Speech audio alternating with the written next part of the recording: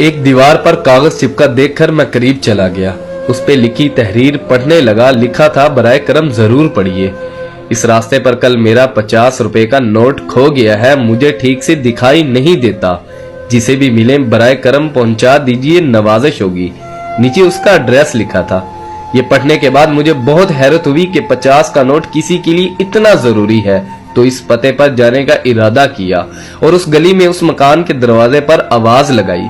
एक ज़ाइफा लाठी टेकती हुई बाहर आई। पूछने पर मालूम हुआ बड़ी बी अकेली रहती है और कम दिखाई देता है। मैंने कहा, माँ जी आपका 50 का नोट मुझे मिला है, उसे देने आया हूँ। ये सुनकर बुढ़िया रोने लगी। बेटा, अभी तक करीब करीब 50 लोग मुझे 50 का नोट दे गए हैं। मैं अनपढ़ हूँ, ठीक से दिखाई भी नहीं देता। पता नहीं कौन मेरी इस हालत को देखकर मेरी मदद करने के लिए लिखकर चला गया है। बहुत इसरार करने पर माँ ने पैसे तो रख लिए, लेकिन एक दरख्वास्त की कि बेटा मैंने नहीं लिखा, किसी ने मेरी मदद की खातिर लिख दिया है, जाते हुए उसे फाड़ कर फेंक देना।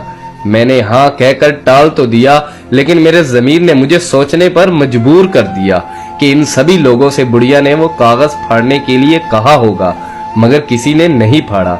जिंदगी में हम कितने सही हैं, कितने गलत हैं, ये सिर्फ दो ही जानते हैं, एक अल्लाह ताला, दूसरा हमारा ज़मीर। मेरा दिल उस शख्स के बारे में सोचने पर मजबूर हो गया कि वो शख्स कितना मुखलिस होगा जिसने बुढ़िया की मदद का ये तरीका तलाश किया। जरूरतमंदों की इमदाद के कई तरीके हैं। मैंने उस शख्स को दिल से दुआएं दी कि किसी की मदद करने के कितने तरीके हैं, सिर्फ मदद करने की नीयत होनी चाहिए। रास्ता और रहनुमाई अल्लाह की तरफ से हो जाती है।